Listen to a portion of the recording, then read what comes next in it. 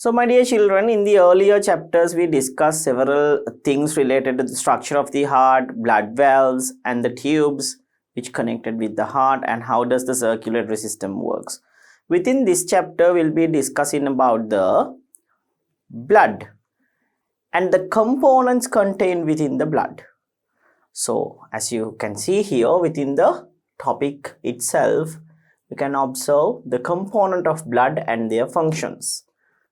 First of all, it is given, although you see blood as a red color fluid, only 55% of its value is in liquid form. So only 55%, right? Only 55% is in the liquid form. This liquid part is called as the plasma. So 55% of the blood is in liquid form. This liquid part of the blood is referred as blood plasma. 55% of the blood is contained in liquid portion, and this liquid portion of the blood is referred as, my dear children, blood plasma. Okay, blood plasma. Then other 45% of its volume consists of corpuscles, which is in solid form. Corpuscles means cells. Cells and cellular fragments means that they are in solid state. Okay, cells and cellular fragments can be observed within the corpuscles. So there are three types of corpuscles within the figure itself. The division you can observe those types of corpuscles: red blood cells, white blood cells, and the platelets. So when we come into the corpuscles part, 45% of its volume contains, right, corpuscles. Then it is given the division grid related to the blood. So blood mainly we can divide it into two main parts as blood corpuscles, and the other one is blood plasma. Blood corpuscles and blood plasma. So you know that already. Corpuscles are the ones which contain cells and cellular fragments, while the liquid part is referred as the plasma. So red blood cells, white blood cells, platelets are the ones which contained within blood corpuscles, while the blood plasma contains water. Actually, more than 90% of the blood plasma, is water. Then after, you can observe the things which is getting soluble within water, like nutrients, glucose, right? Glucose is a good substance which is getting dissolved in water. Then salts, minerals. So those substances which are getting dissolved in water, things which soluble in water, and there are some certain things which are insoluble in water, like lipids and proteins. Okay, especially these proteins which contain within the plasma is called as plasma proteins. Okay, so there are water soluble things as well as water insoluble things. Okay, however, if you take blood plasma, more than 90% of plasma is contained in water, right? So these are the main things or main components that we can identify within blood. So blood can be mainly divided into two main parts as blood plasma and corpuscles. There are three types of corpuscles: red blood cells, white blood cells, and platelets. Then we can divide plasma again into three main parts as water soluble things, water insoluble things, and water, right? More than 90% of the blood plasma containing water, right? Then, so microscopic observation of a blood sample shows three types of corpuscles. If you observe sample of blood through a microscope, you can observe these three corpuscles: solid objects or solid things, materials. So these are red blood cells, white blood cells, and platelets. Red blood cells are also known as erythrocytes, White blood cells are also known as leukocytes. These platelets are cellular fragments. Actually, those things are not considered as an entire cell. These things are cellular fragments which are scattered around the blood tissue. Okay, cellular fragments. Red blood cells and white blood cells, name itself indicate those things are cells. Right. So, erythrocytes and leukocytes are cells while the platelets are cell fragments. So, like I said, these things are cellular fragments. Platelets are cellular fragments. However, erythrocytes and leukocytes means red blood cells and white blood cells. These things are cells. Right. So, first of all, we'll be studying about, my dear children, about the red blood cells. So, the main function of the red blood cell is to absorb oxygen, bond oxygen. To absorb oxygen, to bind oxygen, to bond oxygen, there's a special kind of a pigment, special kind of a component within red blood cells. This component is referred as hemoglobin. Hemoglobin. So, let's see what are the important facts about red blood cells. Red blood cells contain a red pigment which is called hemoglobin. So, I told you that hemoglobin is a special kind of a pigment contained within red blood cells. Then, hemoglobin carries oxygen from lungs to the body cells and also gives blood its red color. So, like I said, it's a pigment. It's a red color pigment. So, this red color, unique red color can be observed within the red blood cells or within the blood because of the pigment called the hemoglobin. Hemoglobin is the one which can attract oxygen gas. Hemoglobin is the component that can attract oxygen gas. So, within this figure, you can observe the structure of red blood cells and how these hemoglobin, right, hemoglobin have been arranged within the red blood cell. So, as you can see here, red blood cells have a biconcave shape, right? It has a biconcave shape like this. Biconcave means both the sides have a concave shape, okay? So, as like this is the structure of the hemoglobin. Oxygen molecules or oxygen bonds can, like, bond between the or attract between the hemoglobin particles according to the figures given here, right? So, you can clearly observe how hemoglobin works in attracting oxygen gas. So, hemoglobin is the pigment that gives the unique red color and also it can attract oxygen gas. So, my dear children, the main function of red blood cells is to attract oxygen through hemoglobin and provision of color, the red color, to the blood tissue. Right then. Then the white blood cells. White blood cells defend the body by destroying pathogens and producing antibodies. White blood cells are categorized into neutrophils, eosinophils, basophils, lymphocytes and monocytes. So, my dear children, white blood cells, if you take white blood cells are the ones which is going to manipulate or which is going to activate our immunity system. That's the system that work against the pathogenic diseases. If a pathogen like a bacteria or a virus enters to our body, our immunity system work against those bacteria and viruses to protect our body from pathogens. So, white blood cells are the ones which helps in activating this immunity system. So, white blood cells further divides into, classified into several other types of cells which are referred as neutrophils, eosinophils, basophils, lymphocytes and monocytes. If you take the structure of a white blood cell is like a cell. I mean, like it is having a spherical shape like in the figure here.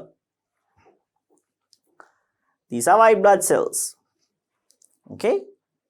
So my dear children, as you can see here, right, it has a like spherical shape, right, somewhat greater or larger than the size of a red blood cell. Okay, somewhat larger in size rather than the red blood cell. So this is the structure of a white blood cell, right? So you know that we studied that white blood cells are categorized into 5 parts once again as neutrophil, monocyte, eosinophils, lymphocytes and basophils. These are some special key points regarding each of these cells. If you take a neutrophil, it kills bacteria, fungi and foreign debris, right? So if you take neutrophils, it can like destroy. It can kill bacteria and fungi and all the other pathogens which is enter into our body, right? Then monocytes. If you take a monocyte, it can clean up damaged cells, right? Monocyte, clean up damaged cells. Then eosinophils kill parasites, cancer cells and involve in allergic responses. So it can kill parasites and other cancer cells creates within our body. Eosinophils. Then help to fight viruses and making antibodies, right? It's about the function of lymphocytes. The basophils, they helps in or they involve in allergic responses.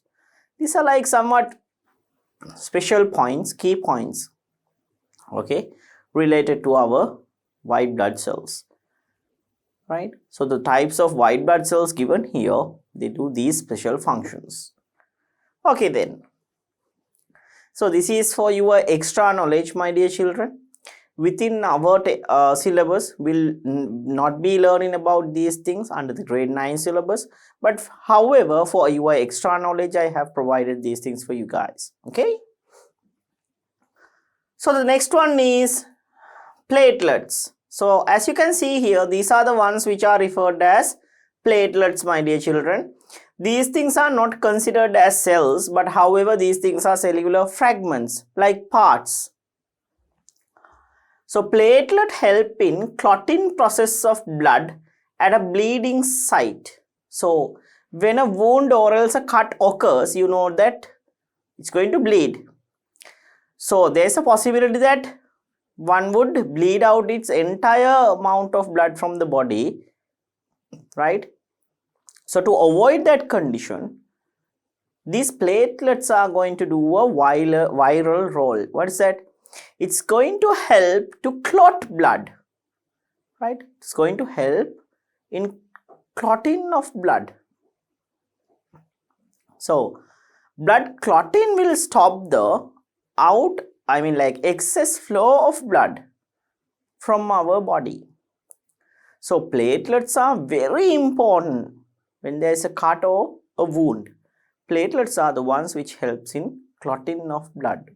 So it is given, my dear children, platelets help in the clotting process of blood at a bleeding site. Some virus infections cause a rapid decline in platelet percentage. Example, dengue and leptospirosis.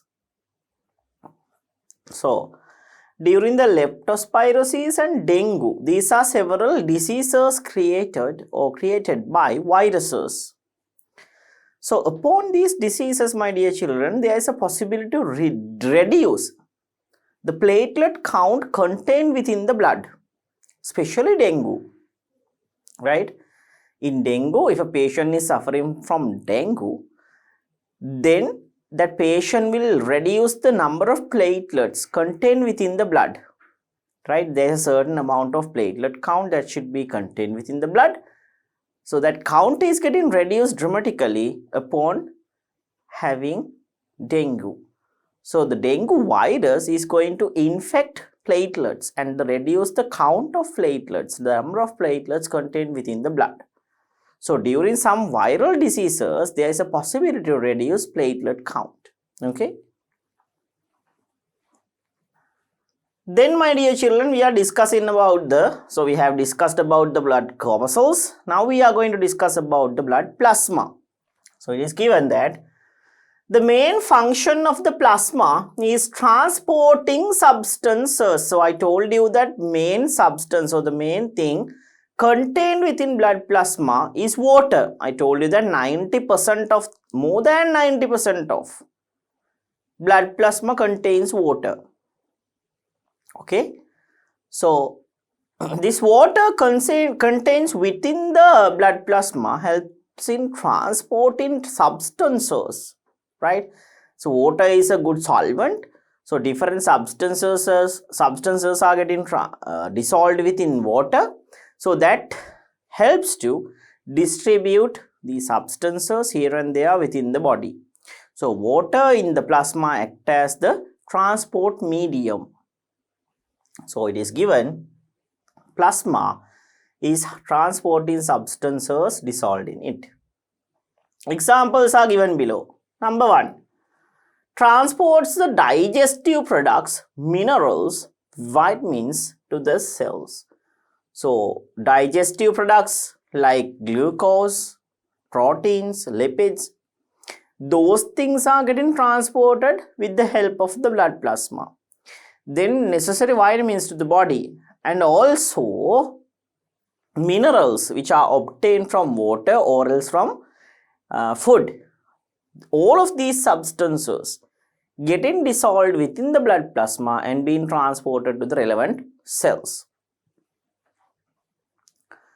Transport excretory products during biochemical reactions within the cells to excretory organs.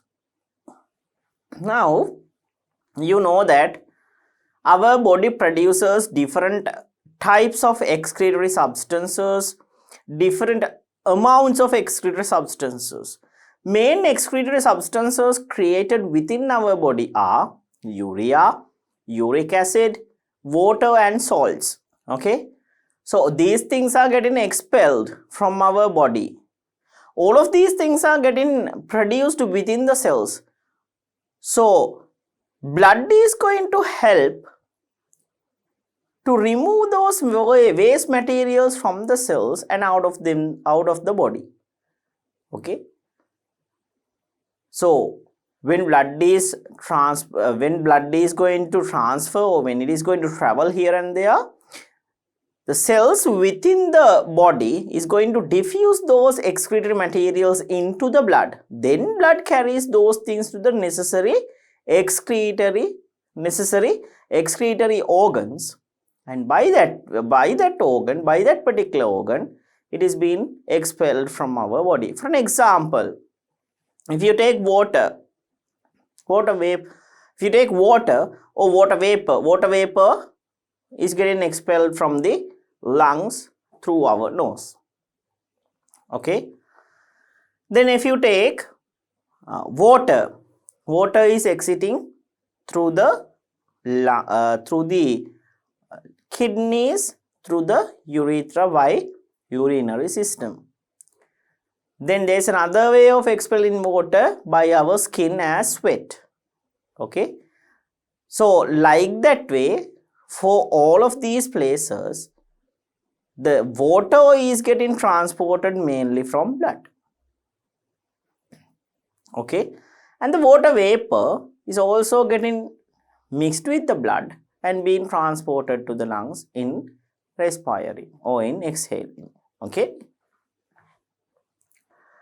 then my dear children, plasma transports hormones, proteins, enzymes and gases to the relevant parts of the body.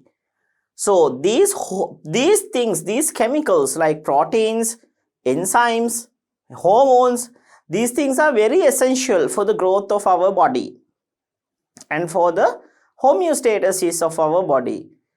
Homeostasis means keeping the balance within the internal and external environment of the body. Means that our body should have an optimum blood pressure. It should have an optimum sugar level.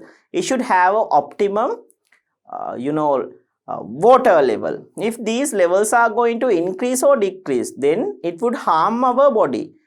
So those levels are being maintained within our body with the help of blood. For a simple example, glucose level, blood sugar level is controlled by hormones.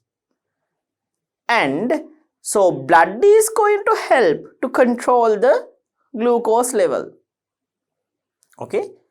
Hormones are the ones which is controlling, but blood is the main component that helps to control the sugar level or the glucose level.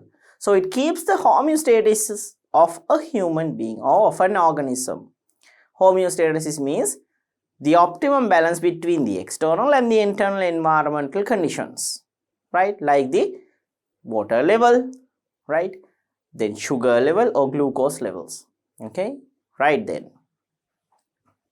So blood plasma is going to transport hormones, proteins, enzymes and gases to relevant parts of the body. Other than these things, other than these nutrients and other than the excreted substances, it's also going to transport these growth substances and substances helpful in homeostasis, right? For examples, we can take hormones, proteins and enzymes and other gases to relevant places. So all the transportation process is being conducted by the blood plasma.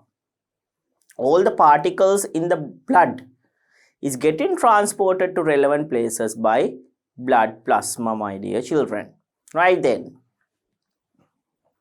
So we have discussed about the functions and the components contained within the blood. So now we have come to the final part of the lesson, which is the blood transfusion. Blood transfusion. So blood transfusion means, my dear children, I told you earlier, it is the transportation process, transferring process of blood from one person to another person. Right? Blood transfusion means transportation or transferring blood from one person to another person. This is called as the blood transfusion. Blood transfusion. So it is given the transfer of blood from one individual to another is known as blood transfusion. So it is given here the person who donates blood is called the donor. The one who is going to donate blood is called the donor, right? One who is going to donate the blood is called the donor. Then the person who receives is called the recipient. The one who is going to receive blood is called as the recipient. So one who is going to donate the blood called the donor, and one who is going to receive blood is called as the recipient. Then it is not possible for blood transfusion between any two people. For a transfusion to take place, the compatibility of blood group and the rhesus factor between the donor and the recipient is compulsory. Now, my dear children, if you take the blood transfusion process, okay, if you take the blood transfusion process, randomly we can't select a person and get blood. It's because it is very important to select a proper person with proper compatibilities. Okay, we can't get blood from each and every person in our world. Okay, first of all, we should consider about the compatibility. So the compatibility of blood depends on two factors, right? So if I am going to take blood from another person, first of all, we have to check about the compatibility. Compatibility in the sense simple is, now when you are taking blood from another person, we should have to match the blood groups. And there is another factor which is referred as the rhesus factor. So these two factors are very important in receiving blood from another person. First factor that we need to consider is the compatibility of the blood group. The second factor is called the rhesus factor. Rhesus factor. So these two factors are pretty much important, right? When we are, when we are receiving blood from another person. Without checking these, blood cannot be transferred from one person to another. So it's very compulsory to check about these factors during a transfusion process. Okay. So I told you about the blood groups now. So our humans, they have 4 different blood groups. Scientists have identified 4 different blood groups within the human beings. Okay. There are 4 different blood groups within the human beings. Within the figure itself, which is given here, you can observe those 4 blood groups.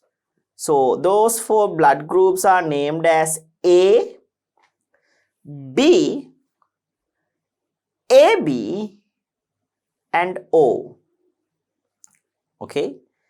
A group, B group, AB group and O group. These are the 4 main groups of blood that we can identify within human beings. If you take a human being and if you check the blood, right, the blood should definitely, belongs to one of these 4 groups. Okay. So there are 4 blood groups. What are those 4 groups of blood, my dear children? We can write this: A, B, AB, then finally O. The 4 blood groups that we can identify.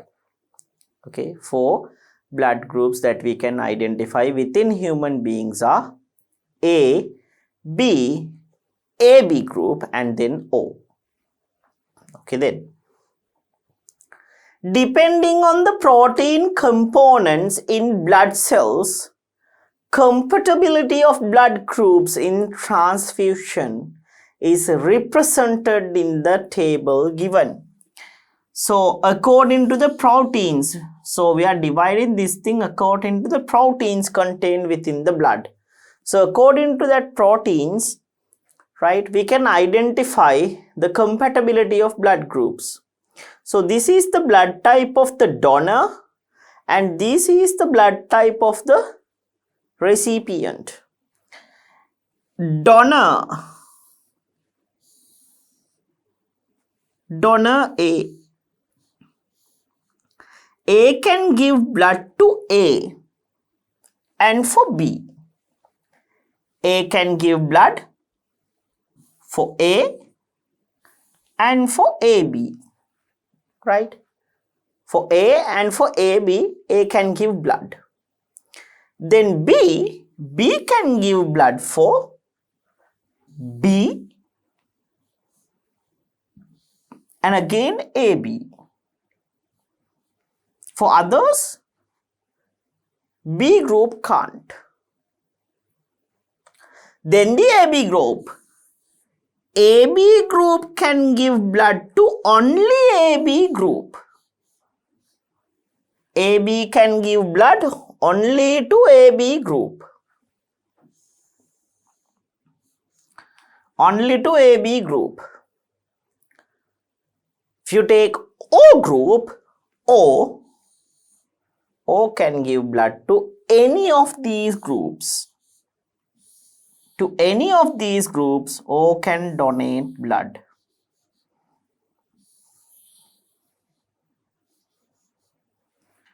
For any of the group, O can donate blood without any trouble.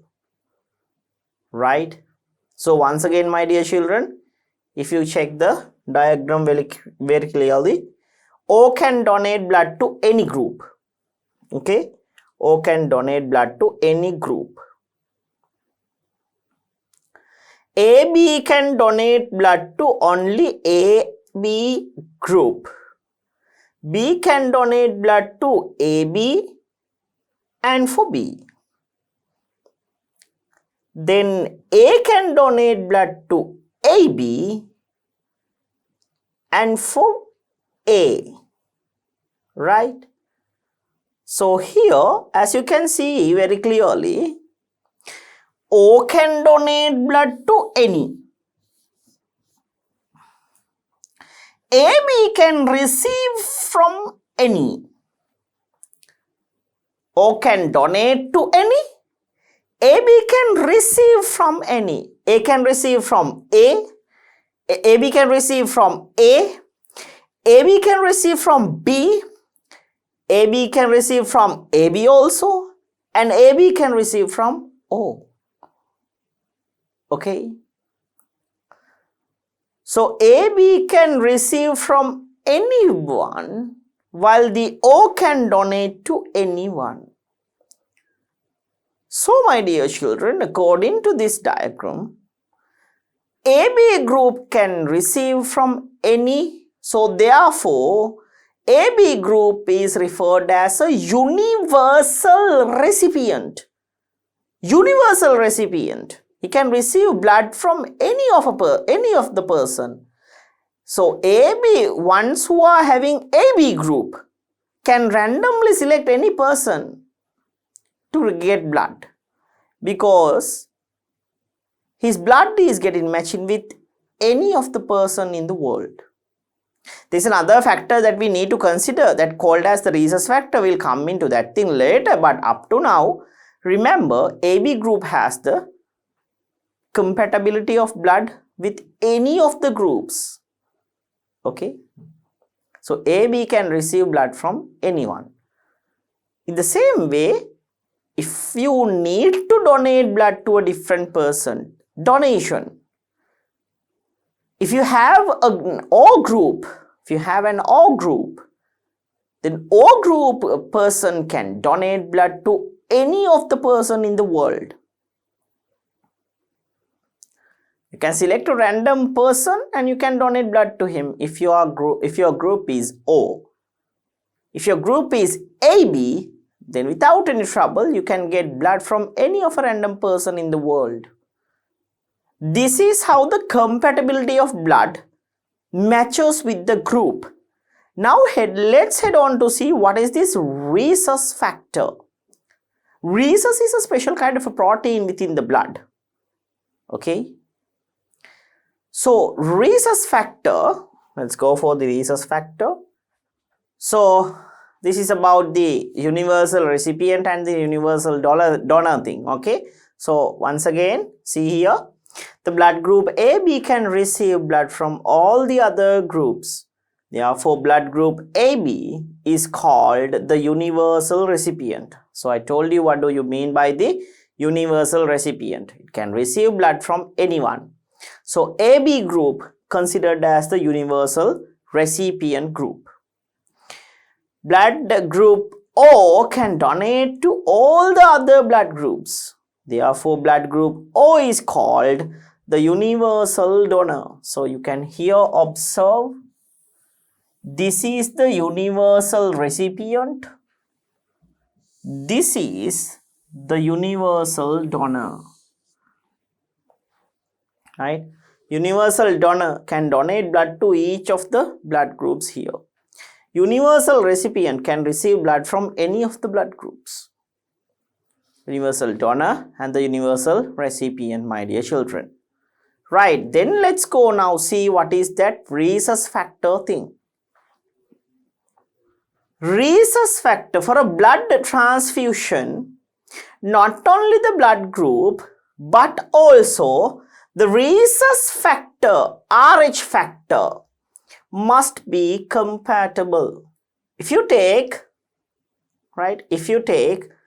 the blood transfusion process, to do the blood transfusion process, this special factor which is referred as the rhesus factor is also really important. Now in the above figure, once again you can observe the donor and the recipient. So I told you that A can donate blood to A and AB. B for B and AB. AB, AB only. For O, anything, anyone. However, this is not valid if you do not consider of the rhesus factor. So rhesus factor is pretty much important in transfusion of blood. You have to consider about the rhesus factor as well. So my dear children, if the rhesus factor, I told you that this is a special kind of a protein within the blood. So if the rhesus factor present in one's blood, it is considered as rhesus plus. Rhesus plus. If this protein, special protein, or if this special factor is contained within the blood of a person, then that person's blood is positive for the rhesus factor. So we refer that blood as a rhesus positive blood, RH plus blood. Okay. In the same way, if the rhesus factor is absent, then it is considered as RH minus or RH negative, rhesus negative. Okay. So blood can be divided into further two groups as rhesus positive and rhesus negative. Rhesus factor means rhesus is a special kind of a protein created. So there are blood which has this protein naturally. There are blood which haven't this protein naturally. So according to that, we can divide a certain group into rhesus positive group and the rhesus negative group. Okay. So in the sense, we can divide the 4 blood groups into now 8 by considering the rhesus factor also. Okay. The recipient who are rhesus positive can receive both RH positive and RH minus blood. So if a person is rhesus positive means the protein is present within their body. So means that if you are going to receive blood from a different person, if body can provide that protein, then there is no effect, no. Then there is no problem because your body knows how to do that thing, right? Your body knows how to prepare that rhesus factor. That's why it is meant by the rhesus positive thing, because your body can prepare that rhesus factor. Your body is familiar with the rhesus factor. Let's say that a person can play cricket very well. Another person can play football very well. Okay. Person who plays cricket do nothing about or do not know anything about football. Person who plays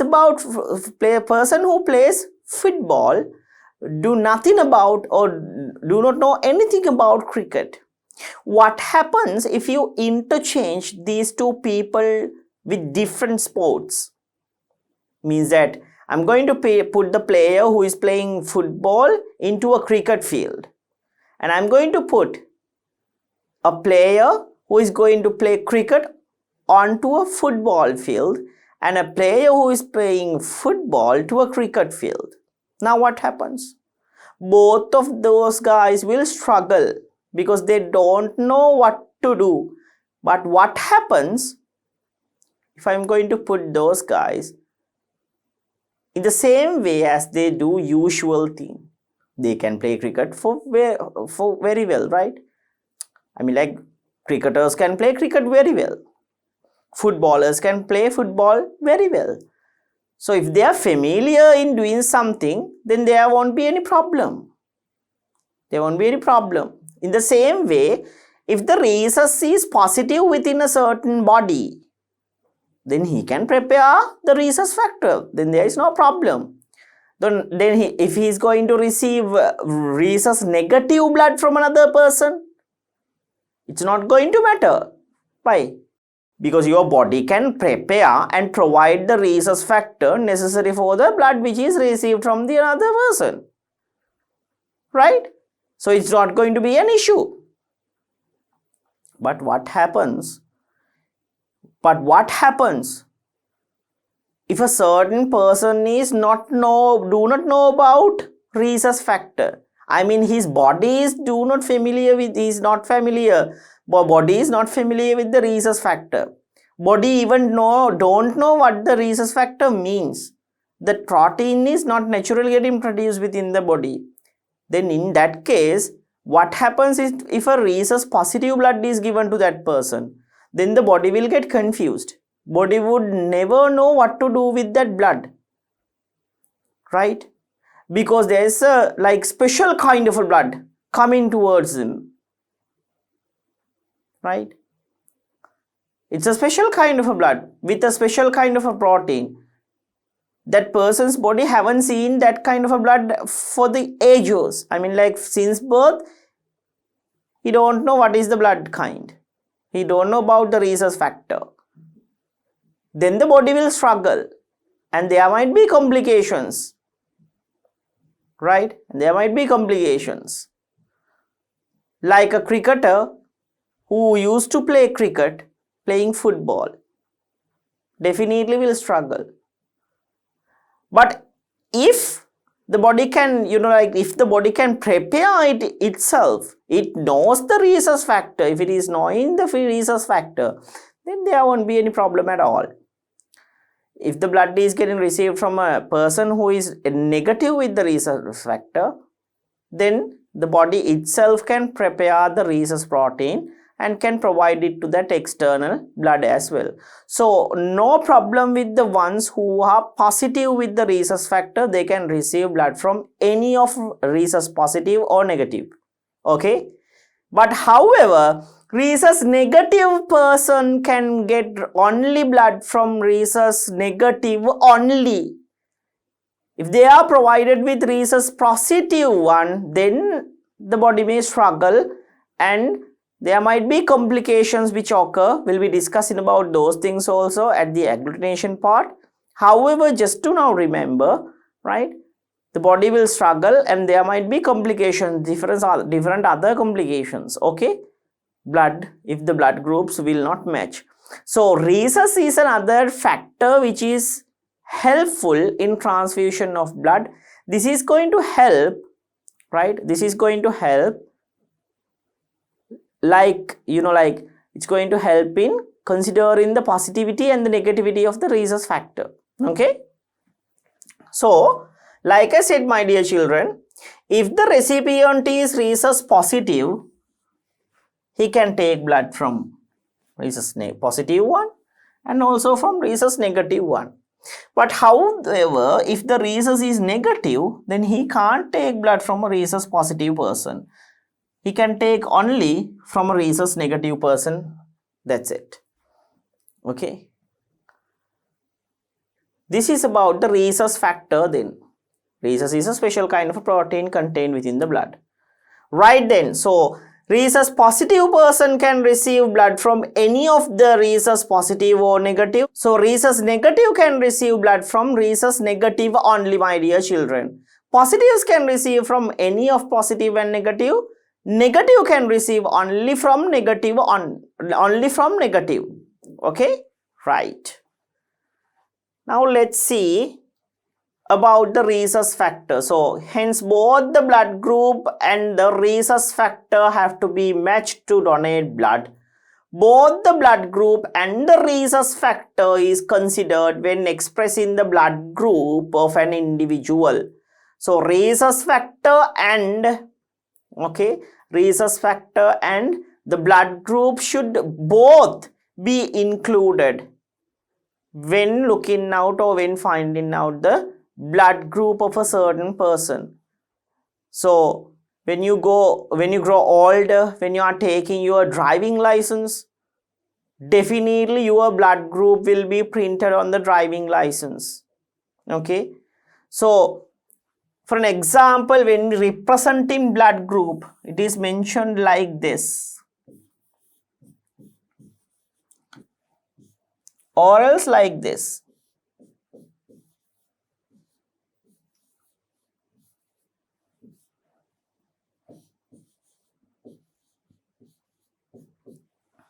Right?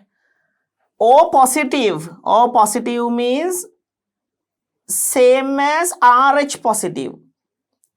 So this O positive means O is the blood group and rhesus factor positive. Positive means rhesus is there. AB negative means AB is the group and for rhesus factor, rhesus is not producing, so rhesus is negative. Rhesus factor is rhesus protein is negative. Or is like this, ABRH positive and ABRH negative and BRH positive. RH means the rhesus factor, rhesus. Okay. So group is AB, for rhesus it is negative. AB is the group and for RH it is negative. B is the group, for RH it is positive. RH means the rhesus. Okay. So blood group of a certain person can be denoted either of these ways, like this. So always remember, rhesus negative person can receive blood from any. Rhesus negative person can donate. Here not the receiving, it is expressing about the donating thing, right? Donate. But however, rhesus positive can donate to rhesus positive only. Rhesus positives can't donate to rhesus negatives. Okay, remember that thing. So it is given clearly. Both blood group and the rhesus factor have to be matched to donate blood. Both the blood group and the rhesus factor is considered when expressing the blood group of an individual. So to donate blood, rhesus factor and the group both should be considered. Remember that thing. Right then. So the National Blood Transfer Service, NBTS, has a list of other qualifications a donor must fulfill. A donor has to be complete the blood donor declaration correctly and hand it over to the NBTS before donating blood. Now, we can't donate blood according to our will. First of all, there is a form that need to be filled. That form is asking about your age, your body mass. Okay, have you gone through with bad habits like smoking or consuming liquor? Then have you gone through with certain types of medication for a longer time period? Did you suffer from many other critical illnesses like dengue and leptospirosis recently, right? Like that, they will collect several information about a donor when a donor is going to donate blood in a certain blood donation camp or by NBTS. NBTS means the National Blood Transfusion Service. In simple terms, we refer this thing as the blood bank. Okay, so the donor should have to fill a form and provide that form to the necessary center when he is going to donate blood. And person who are having tattooed will not be able to donate blood, right? So like that way, there are several complications and there are several regulations which are going to take, or there are certain regulations and rules that we need to follow when we are donating blood to a different person. We can't donate blood to a person just by like going randomly, and we can't donate. There should be a definite mass, right? Body mass of a certain person. If the mass is exceeding like 50 kilograms only, then he can donate blood. Okay, so like that way, there are several other regulations and rules when a certain blood donation is taken place. right? So there's a they are collecting a huge in detail report by a donor, right, when donating blood.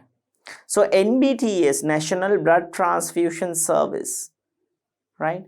This is the center which keeps these records, right? Okay then, so you can identify the National Blood Center, right? And about the logo in Sri Lanka, like this. Okay, so this is that form, my dear children. Here you are being asked to fill out this thing, your name and about the matrimonial state, working station, date of birth, then having diseases, having any other diseases, any medication for long time period, then during last months have you done any other tattoo thing or any other different kind of things which will harmful for your body. Like that way there are different information which are being taken, right? So first, like this way, a detailed form should be filled and it should be handed over to the necessary center, right, when donating blood.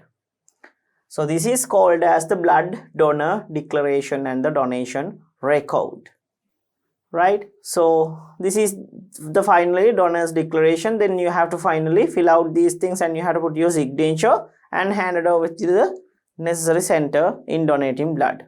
Okay, so you can't visit the National Blood Bank and you can't give blood by your own according to your will. There are certain regulations and rules that we need to follow. First of all, you have to fill out these things, then your body mass is measured, right? Like that way there are several things which are being followed, right? So my dear children, this is about the blood donation and blood donor declaration records. Okay, right. Then it is given the blood agglutination. Clumping of the transfused blood particles in the body of the recipient is called agglutination. Now, clumping of blood, it's not clotting actually, it's clumping. Clotting and clumping are two different things. Clotting occurs when there's a cut or else an opening is going to occur, right, within the body. That's a clotting process. This is clumping, right? So clumping of blood is referred as the agglutination. Clumping occurs when blood is not getting compatible, right? When blood is not getting compatible, if blood is given to you, then if that blood is not compatible, then the clumping process occurs, and this clumping process is referred as the agglutination. It's not clotting, my dear children. Okay, so here it is given, this happens when the blood groups of donor and the recipient are incompatible. Blood clotting or coagulation is an important process that prevents excessive bleeding when there is an injury or internal bleeding. This coagulation mechanism differs from the coagulation mechanism of agglutination. So I told you that agglutination and coagulation are two different mechanisms. I told you that those things are different to each other, right? So coagulation occurs when there is a cut or wound occurs, and sometimes in internal bleeding also coagulation may occur, but however that process is way more different than the agglutination. Remember that thing. Okay, so clotting and agglutination are two different things. When there is an injury or bleeding, the platelets at the damaged blood vessels break down and the resulting chemical process forms a blood clot to stop bleeding. Maintaining a proper function of the blood circulatory system is vital for a healthy life of a person. So my dear children, during an injury, I told you that when there is a cut or a wound occurs, what will happen? the platelet at the damaged place, right, break down, and it's going to come and enclose the wound or the cut, and through a chemical process a clot is going to occur. That's how the opened or the wound is getting covered to the outside environment. Okay, so that's in simple what do you mean by the blood clotting. So it's very important to keep a good and healthy circulatory system, my dear children. Okay, it's vital to keep a good and a healthy circulatory system with a good heart, right? So you know that pumping process and the storage of blood mainly occurring through the heart, especially the pumping process. So it's really important to keep a good heart as well, right? Good and healthy heart, right? So my dear children, let's see what are the key points, right, that we need to follow in order to keep a good and a healthy circulatory system. So favorable habits to maintain a healthy blood circulation system. Number one, maintain mentally less stressful lifestyle. So it's very important to keep our mind very calm and quiet. Okay, it's important to be very free, and we should enjoy our life, not to suffer. Our life should be stressful, right? Our life should be not a stressful one, right? It should not be a stressful one. It should be stress-free one. Stress is a very important factor for the hypertension. What do you mean by hypertension? Hypertension means high blood pressure. If you think and think, if you overthink from a certain problem or any other thing, then you might have hypertension. Hypertension means the high blood pressure, right? So it's important to be stress-free in your life, and you should enjoy your life, right? So we have to be stress-free in order to maintain a good circulatory and a good heart. Okay. Then engage in physical exercises daily. So it's really important in maintaining our physical fitness. Good physical fitness means absolutely good circulatory system plus a good heart, right? So my dear children, to keep a healthy heart and a healthy circulatory system, we have to do like physical exercises daily.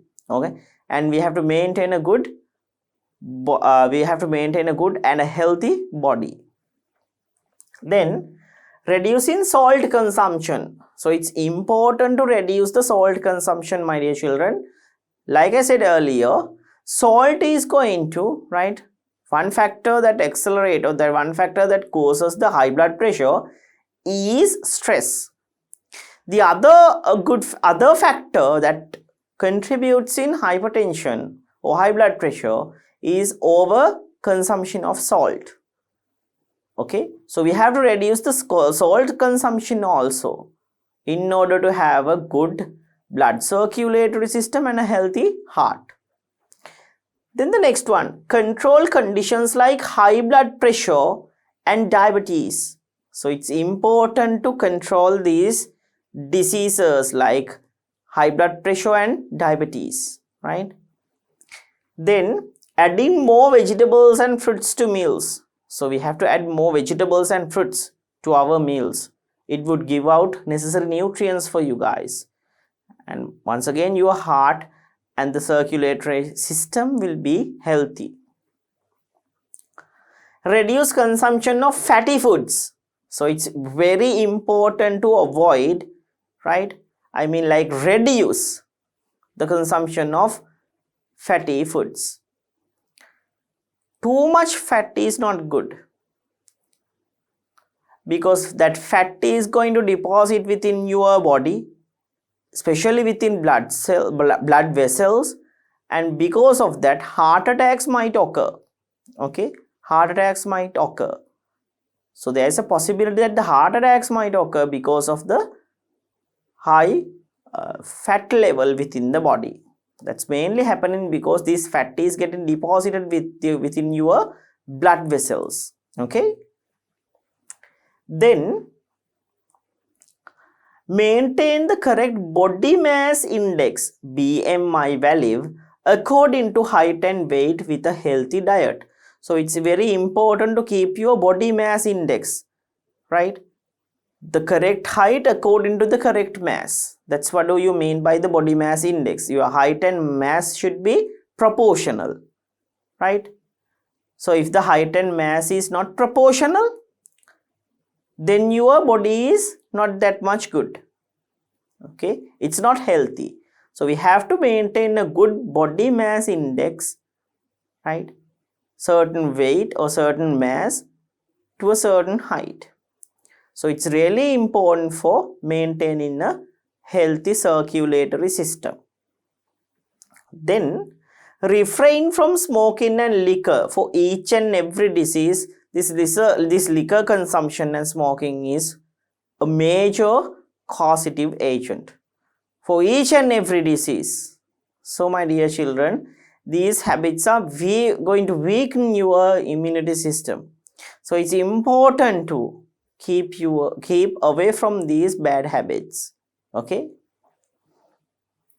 Have more concern if there is a family history of heart attacks, high blood pressure and diabetes. So if a person is having heart attacks, high blood pressure and diabetes, actually these diseases can be inherited diseases. Inherited diseases means passing from a generation to another generation, right? Through DNA, they might pass from generation to generation, right? So these are like genetically being transmitted. So it's very important to keep the knowledge or keep our sense. If a person in our family is suffering from diabetes or high blood pressure or any other ones which is given in here. So high blood pressure, diabetes and heart attacks. All of these three are inherited factors or inherited diseases. So if a person is suffering from these, it's important to keep the mind or keep the sense to find out whether there are history among or there is a patient history among the family tree. Okay. So if your father or mother or any other relative has these diseases, then my dear children, once again you have to be very careful about your circulatory system, and you have to maintain these things in order to have a healthy circulatory system at the future. Okay, right then. So these are the favorable factors that we need to follow to have a healthy and a good circulatory system. So my dear children, finally you are given with an assignment. Collect newspaper cuttings about the good health habits that should be followed to maintain a healthy blood circulatory system. So you have to find out some newspaper cuttings which we can follow to, right? Which we can do to, which contains the things about good health habits about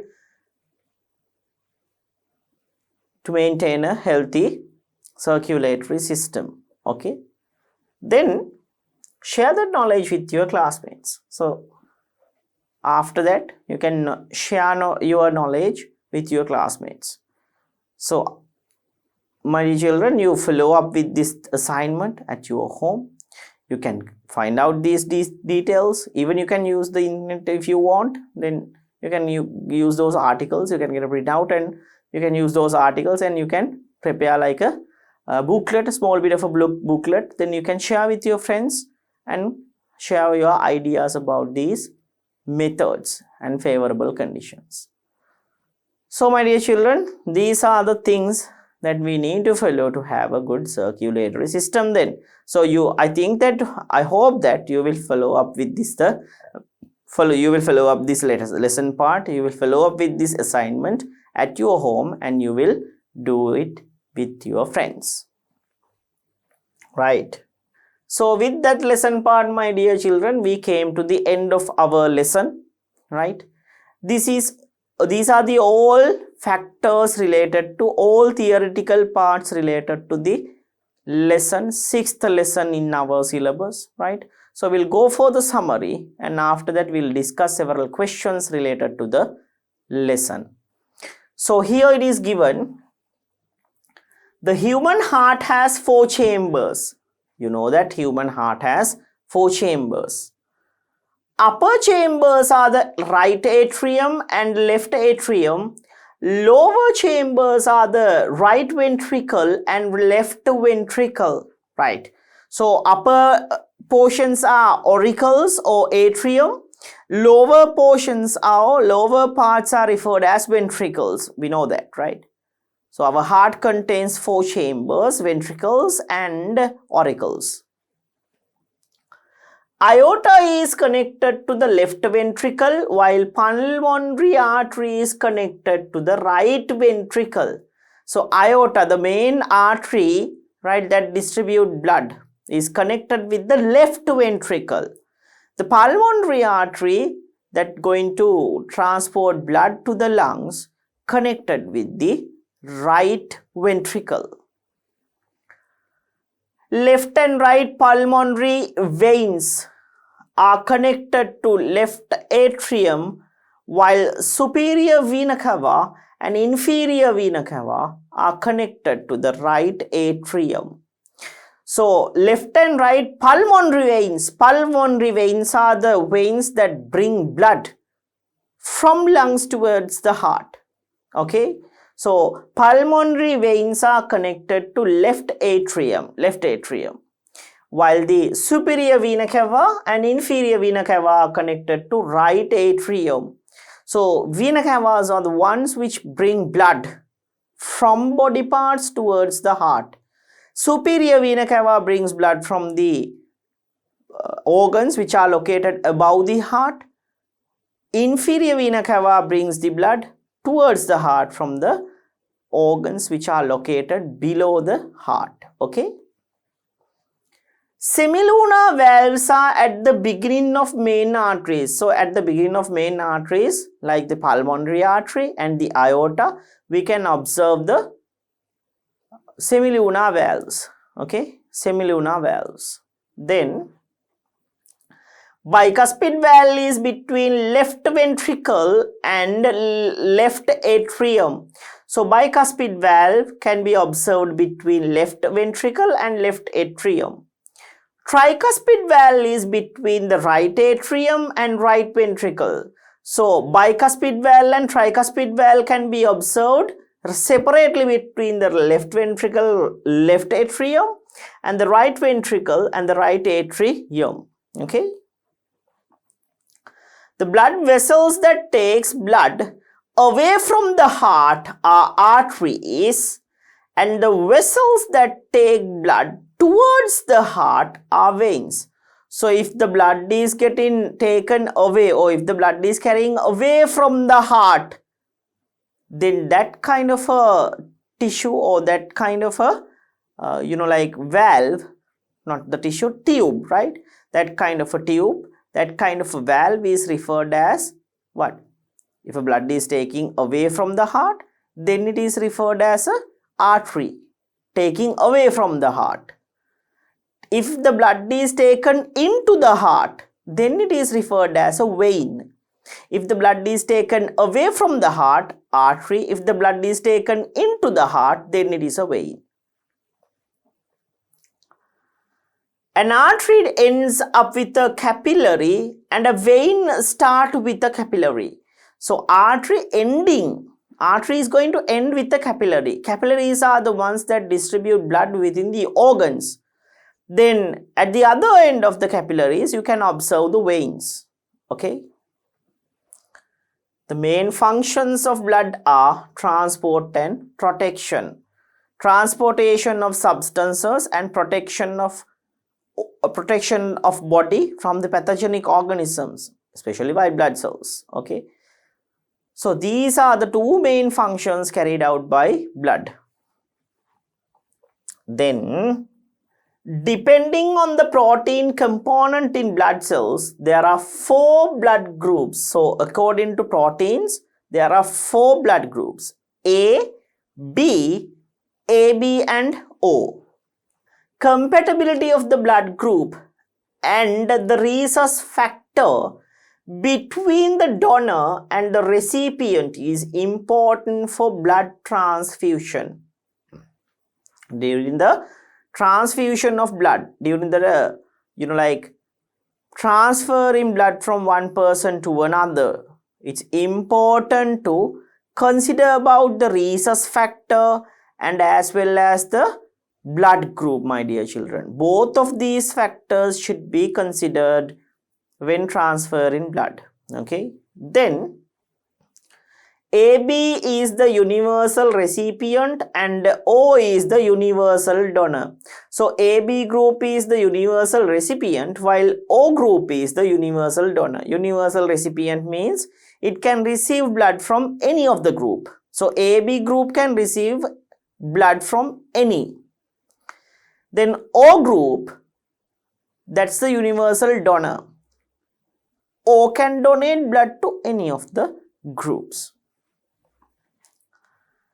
Clumping of the transfused blood particles in the body of a recipient is known as blood agglutination. So blood agglutination means clumping of blood.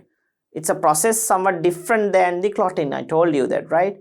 So in a recipient's body, if the blood is going to clot because of, actually it's not clotting, it's agglutinate. Okay, if it is going to agglutinate, right, then because of the incompatibility of the blood. Okay, so blood agglutination occurs because of incompatible blood, right? The mechanism of blood coagulation during an injury differs from the mechanism of blood coagulation process of agglutination. So like I said earlier, agglutination and clotting are 2 different processes. Okay, those things are 2 different processes. Then there is a list of qualifications a donor must fulfill. So when donating blood, the donor should fulfill list of requirements like free from diseases. Diseases means the donor should not have any communicable diseases. Okay, and within recent years he or she should not filling with like circulatory system issues like dengue or leptospirosis. Then he or she should be free from alcohol and smoking, and if prescribed medicine is being taken for a long time period, then he is not good for a donor. So like that way, there are several qualifications which a donor should fulfill in donating blood. Okay, then it is vital to maintain a healthy blood circulatory system within our body. So it's very important to keep, right, a good and a healthy circulation system within our body, because my dear children, it's help or it is very important process which occurs within our body. Blood circulation is a very vital process for the survival of one organism, right? So my dear children, these are the theoretical parts related to the lesson blood circulatory system in our body. So we discuss all the theoretical parts and finally we discussed a summary upon the theoretical parts that we discussed within the lesson. So I'll be finishing this chapter from this thing, right, from this right now.